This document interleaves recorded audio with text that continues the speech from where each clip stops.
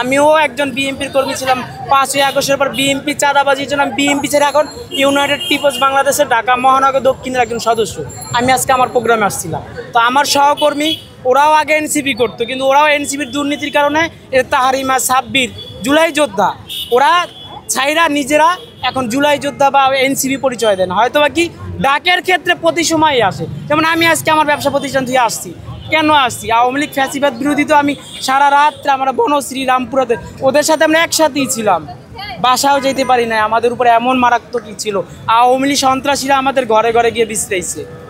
আমরাও জুলাই সনদ চাই, কারণ আমাদের জীবন মরণ। আমাদেরকে তোমরা গ্রামে থাকো আর আমরা ঢাকাতে থাকি, ঢাকা মহানগরের মধ্যে আওয়ামী লীগের বড় বড় নেতারা আমাদের লিস্ট দেয়, লিস্ট আমাদের আছে।